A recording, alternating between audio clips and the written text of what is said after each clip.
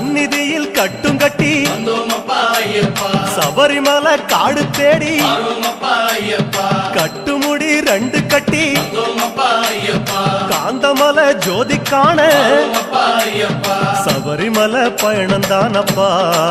சாமி வழி துணையா வந்து சேரப்பா சபரிமலை பயணந்தானப்பா